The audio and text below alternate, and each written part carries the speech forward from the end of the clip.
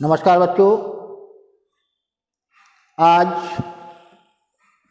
आप कक्षा 8 के पाठ 15 मेरी आत्मकथा चार्ली चैपलिन।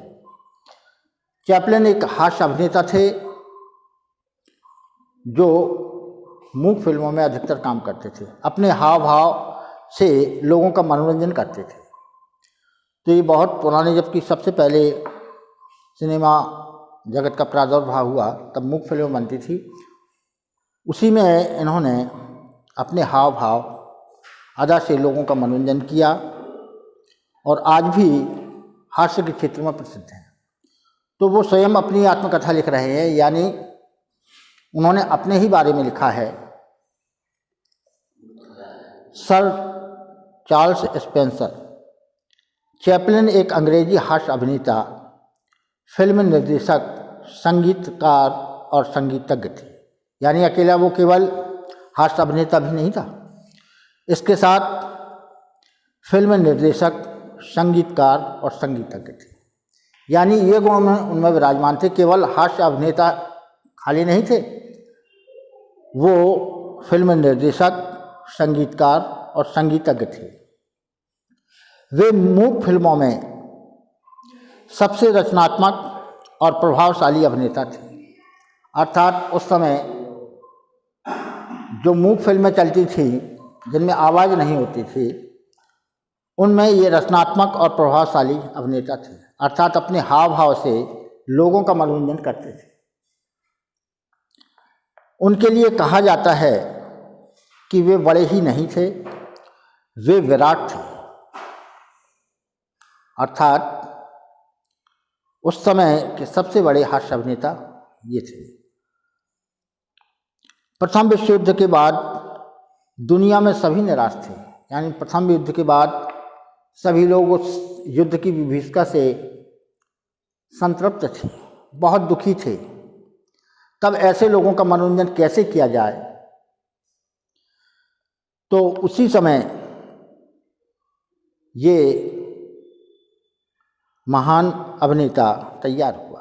अर्थात उनके दुखी मन को प्रसन्न करने के लिए सभी ओर तानाशाही शासन था, महामंदी थी। महामंदी इसलिए थी, युद्ध के बाद वैसी ही वस्तु का भाव हो जाता है और तानाशाह शासक थे, अपने मन का करने वाले, जनता की उन्हें कोई चिंता नहीं होती थी। ऐसे समय में वे युद्ध प्रभावित विश्व में हास्य, हंसी और राहत का उपहार लाए। अर्थात जब सब लोग दुखी थे, मलिन थे, कोई गरीबी के कारण, कोई युद्ध से आहत, अपने घर परिवार के लिए व्याकुल था, तो ऐसे समय में वे युद्ध प्रभावित विश्व में हंसी और राहत का उपहार लाए। चार्ली का मानना था कि हंसी के बिना बिताया हुआ एक दिन बर्बाद किया हुआ दिन है। अर्थात जिस दिन आप हंस नहीं लेते हैं वो दिन आपका बर्बाद हो जाता है, ऐसा उनका मानना था।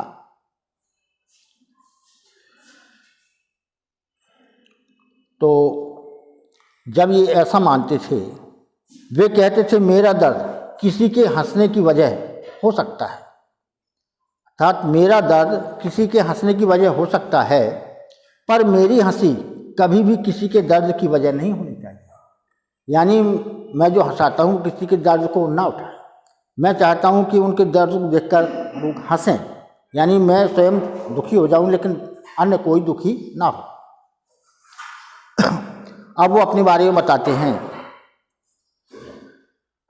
मेरा जन्म ईस्ट लैंड वेलवर्थ में 16 अप्रैल 1889 को हुआ था। ये स्वयं आत्मकथा लिख रहे हैं।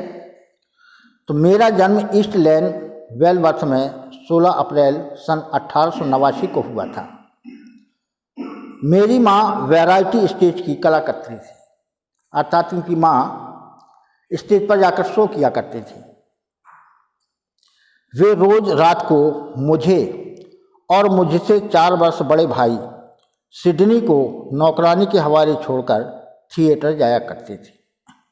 अर्थात मेरी माँ एक कलाकार थी, तो मैं और मेरा बड़ा भाई इन दोनों को छोड़कर वो नौकरानी के हवाले करके थिएटर जाया करती थी, क्योंकि उसी से उन्हें पैसा प्राप्त होता था।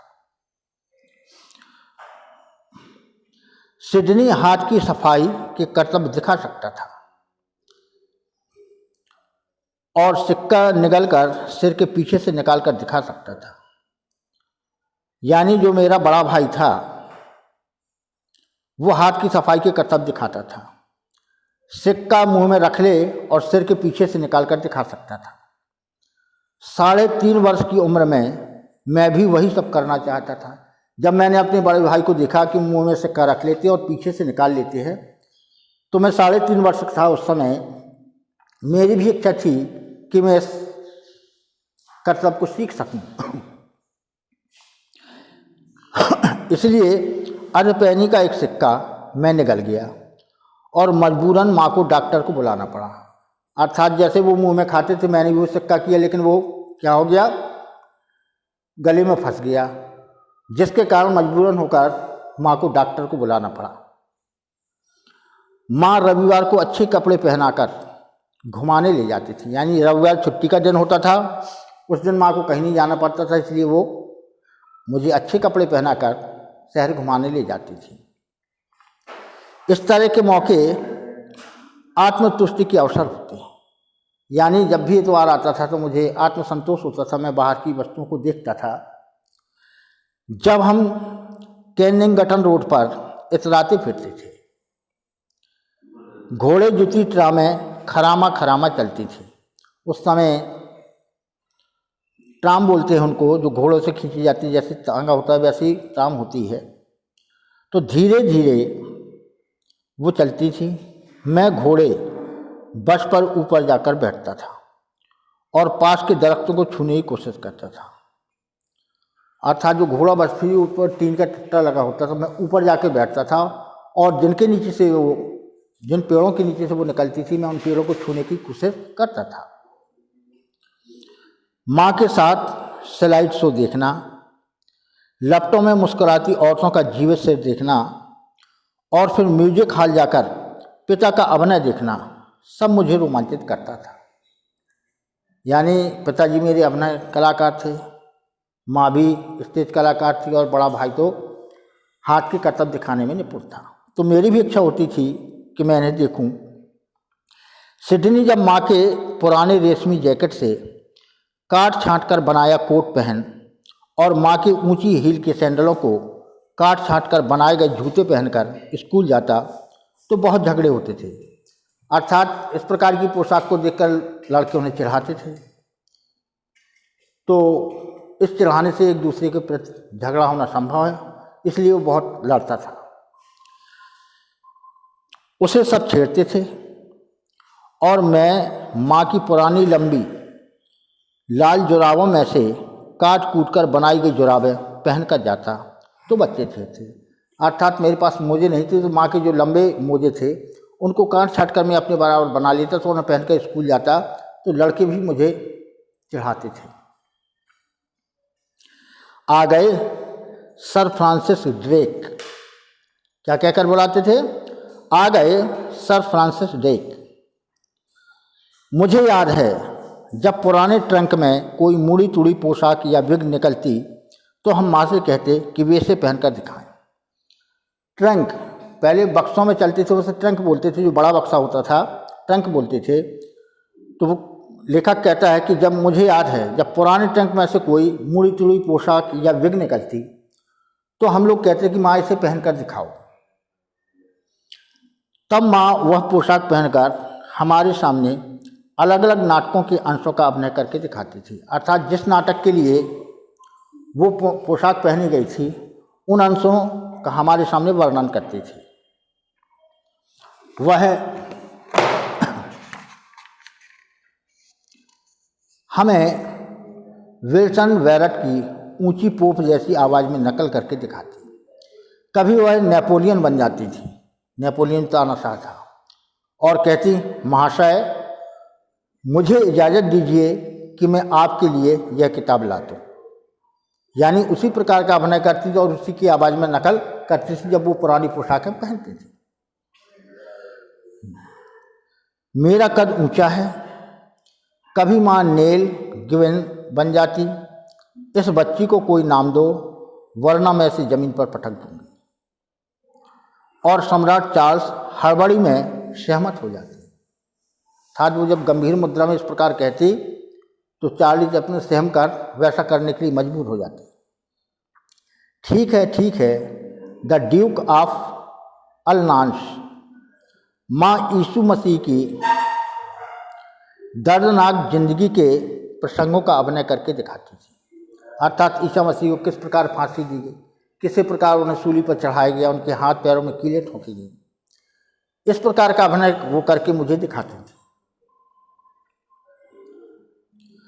तो हम दोनों भाई रो पड़ते थे। अर्थात वो दृश्य इतना भयानक होता था कि हम दोनों भाइयों की रुलाई छूट जाती। अर्थात जब ईसा मसीह वो हाथ और पैरों में कीलें ठोकी जाती थी, उन्हें सूली पर चढ़ाया जाता था, उस दृश्य को देखकर हम बहुत ही डर जाते थे। माँ ने मुझे इतना भाव विह्वल कर दिया था कि मैं उसी रात मर जाना और यीशु से मिलना चाहता था। अर्थात इससे मिलने की मेरी इच्छा थी कि मैं मरकर भी उनसे जाकर मिलूं और उनके कष्टों का वर्णन स्वयं करूं। लेकिन माँ इतनी उत्साहित नहीं थी। बोली, यीशु चाहते हैं कि पहले तुम जियो और अपने भाग्य को यहीं पूरा करो। अर्थात लेखक कहता है कि मैं चाहता था उस दृश्य को देखकर ईसा मसीह के कि मैं भी मर जाऊं और जाकर स्वयं ईसा मसीह से मिलूं और उनका दुख दर्द का हाथ बटाऊं। तब माँ से मुझे समझाती थी कि यीशु चाहते हैं कि पहले तुम जियो, संसार में जीकर देखो और अपने भाग्य को यहीं पूरा करो। अर्थात अपने भाग्य को जो बनाना चाहते हो यहीं पर पूरा करो। माँ ने मुझे प्यार दिया, दया और मानवता की ज्योति से भर दिया था। माँ हमेशा हमारे बात करने का ढंग, उच्चारण और व्याकरण सुधारती रहती थी। अर्थात जब भी बात करता था, यदि बात करने में कोई अशुद्धि हो जाती थी, शब्द बोलने में अशुद्धि हो जाती थी, तो माँ उसे शुद्ध करने के लिए कहती थी कि इस प्रकार की वाक्य को अपना शुद्ध कीजिए और फिर बात करो। और हमें यह महसूस कराती रहती कि हम खास हैं। अर्थात बोलने में भी एक वाणी की विशेषता होनी चाहिए, तभी आपको व्यक्ति खास कहेंगे। इसलिए वो हमारी भाषा को सुधारती थी।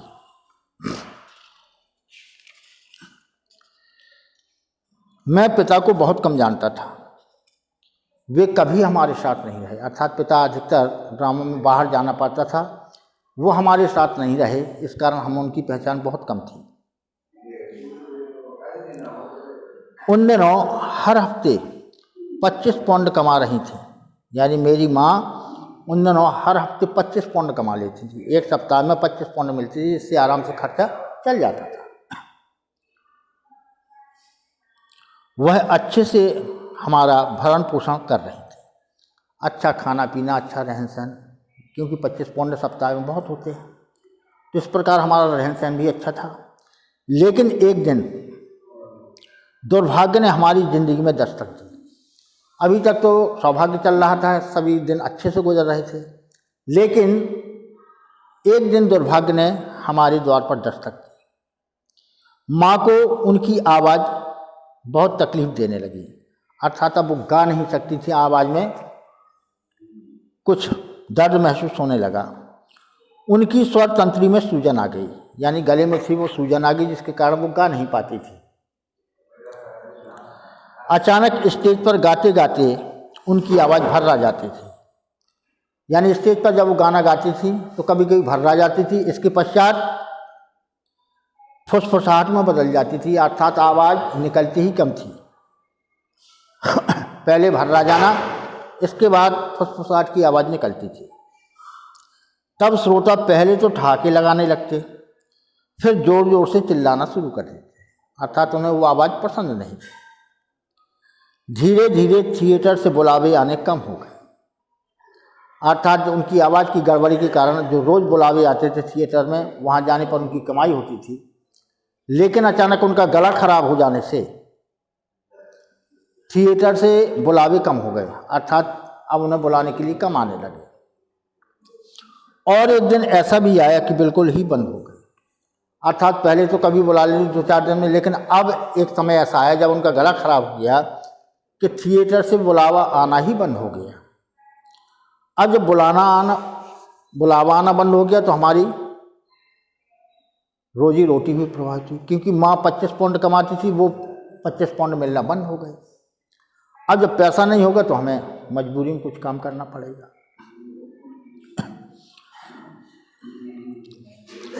यही कारण था कि मुझे 5 वर्ष की उम्र में पहली बार स्टेज पर उतरना पड़ा। लेखक कहता कि मैं 5 वर्ष की उम्र में ही स्टेज पर उतरा।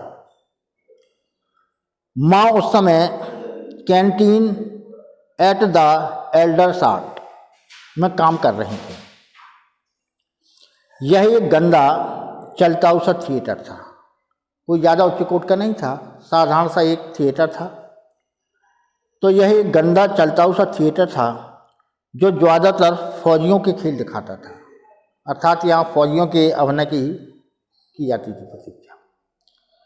वे लोग उजड्ड किस्म के लोग होते थे, यानी फौजी हैं, मनमानी उन्हें करना, उजड्ड यानी, और जल्दी ही ओछी हरकतों पर उतार आते थे, अर्थात वो का उनके साथ डांस करने, ओछी हरकतों पर उतार आते थे।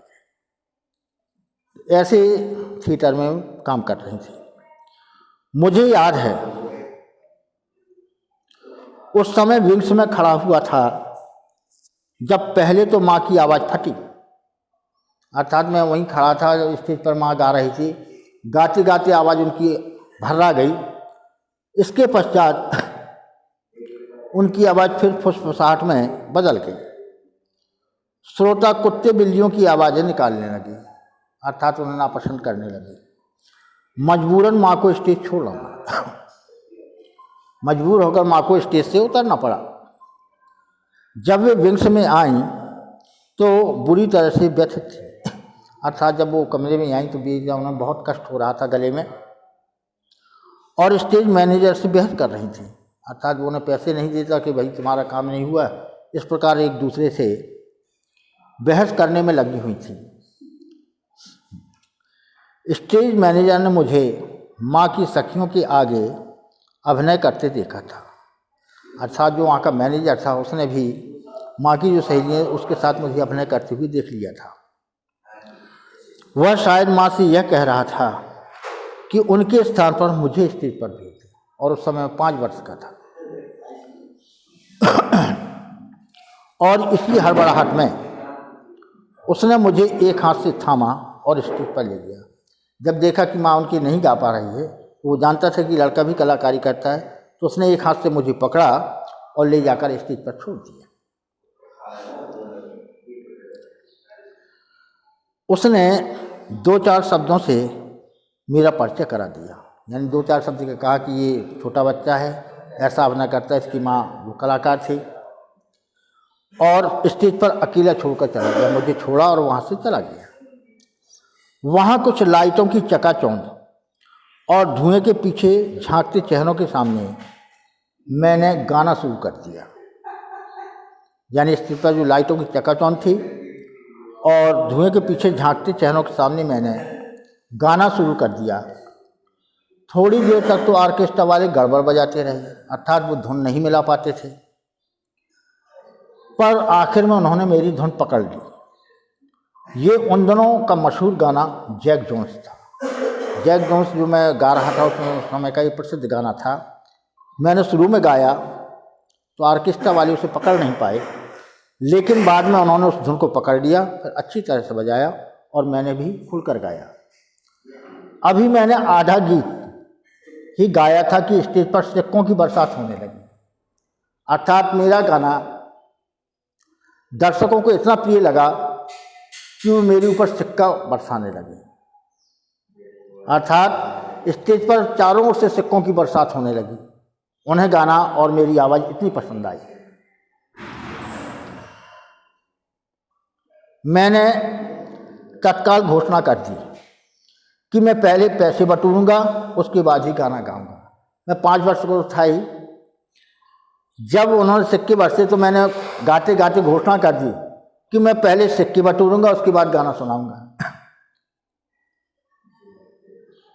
तो इस बार और अधिक ठहाके लगी, अर्थात उस कॉमेडी को देखकर कि मैं पहले पैसे बटोरूंगा और उसके बाद ही गाना गाऊंगा। तो 5 वर्ष के इस बच्चे की देखकर लोगों में और हंसी आई और ठहाके चारों ओर गूंजने लगे। स्टेज मैनेजर एक रूमाल लेकर स्टेज पर आया और सिक्के बटोरने में मेरी मदद करने लगा। जब स्टेज मैनेजर ने देखा कि संपूर्ण जनता प्रसन्न है, सिक्के लौटा रही है और ये बच्चा भी कह रहा है कि मैं पहले सिक्के बटोरूंगा तभी मैं पुनः गाना गाऊंगा, तो स्टेज मैनेजर ने सोचा कि चलो मैं ही सिक्के बटोर दूं। तो वो क्या हुआ, एक रूमाल लेकर आया और जो स्टेज पर पड़े हुए सिक्के थे उनको बटोर कर इकट्ठा करने लगा। मुझे लगा वह सिक्के अपने पास रखना चाहता है। अब मैंने इतनी मेहनत से गाया था और जनता को प्रसन्न किया था, फिर भी मुझे लगा कि ये सिक्के जो मेरे ऊपर लौटाए गए हैं, ऐसा तो नहीं था मैंने साहब अपने पास रखना चाहते, यानी मैंने गाना गाया और सिक्के ये लेकर चले गए। तो मेरा मन संदेह में था और मेरा मन ऐसा सोच भी रहा था कि कहीं ये मैनेजर साहब इन सिक्कों को लेकर ही यहाँ से न चले जाए।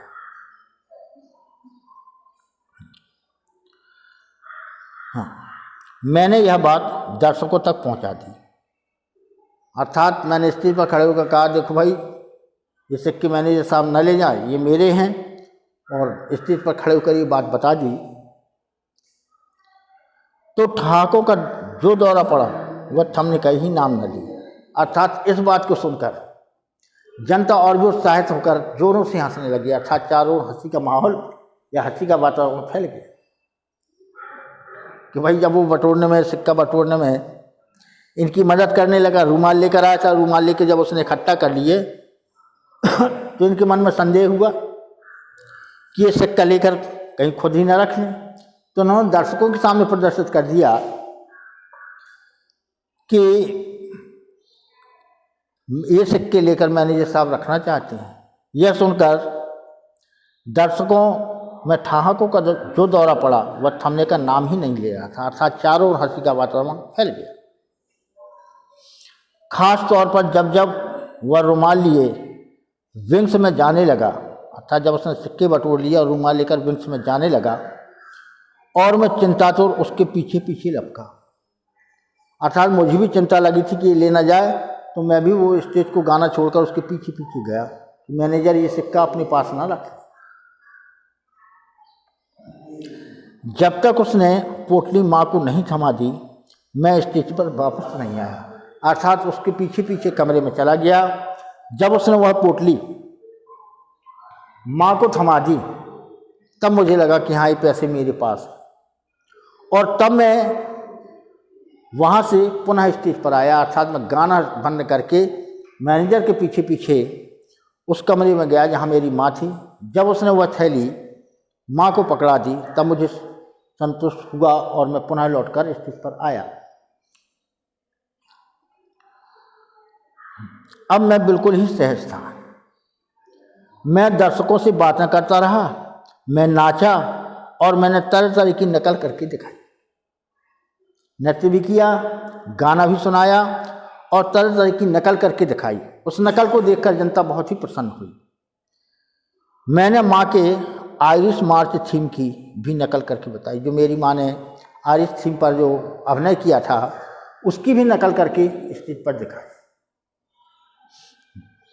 रिले रिले बच्चे को बहकाते रिले, रिले रिले मैं वो बच्चा जिसे बहकाते रिले।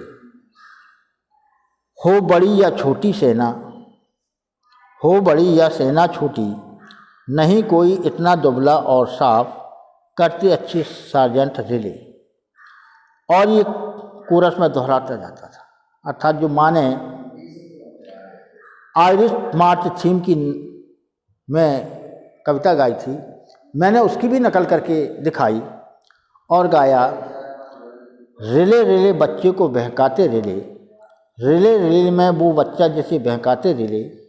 हो बड़ी या छोटी सेना, हो बड़ी या सेना छोटी, नहीं कोई इतना दुबला पतला और साफ, करते अच्छे सार्जेंट रिले। और कोरस को दोहराते हुए मैं अपने भोलेपन में माँ की आवाज़ की फटने की भी नकल कर बैठा। अर्थात जैसी स्थिति पर मेरी माँ की आवाज़ फटने लगी थी, उसी प्रकार मैं भी उसकी नकल कर बैठा। मैं हैरान था कि दर्शक बहुत खुश हुए थे, अर्थात माँ को देखकर जो रुष्ट हुए थे उनकी आवाज़ फटने पर, लेकिन मैंने उसकी नकल करके देखा तो हैरान था कि दर्शक बहुत खुश थे। और इसके बाद फिर सिक्कों की बौछार मेरे ऊपर हुई, और जब माँ मुझे स्टेज से लेने आई तो उनकी मौजूदगी पर लोगों ने जमकर ताली दी। अर्थात जो अभिनय तुमने किया, माँ को संबोधित किया, वो अभिनय आपका पुत्र कर रहा है और आपसे अच्छा कर रहा है। इस कारण सभी जनता ने उनके लिए तालियां बजाई। उस रात में अपनी ज़िंदगी में पहली बार स्टेज पर उतरा था और माँ का आखिरी बार। अर्थात इस दिन के बाद माँ कभी स्टेज पर नहीं चढ़ी, उनकी गला खराब हो चुका था, और 5 वर्ष की उम्र में मैं स्टेज पर चढ़ा, ये मेरा सौभाग्य था और जनता ने इतना पसंद किया। तो ये था भी चार्ली चैपलिन ने अपनी आत्मकथा के बारे में लिखा। ये प्रसिद्ध हास्य अभिनेता थे, संगीतज्ञ थे, संगीतकार भी थे और फिल्म निर्देशक भी थे। उस समय मूक फिल्मों का रिवाज था और हास्य कलाकार में ये संसार में सबसे प्रसिद्ध थे। तो अब ये पाठ यही समाप्त होता है, अगला पाठ बाद में होगा। धन्यवाद।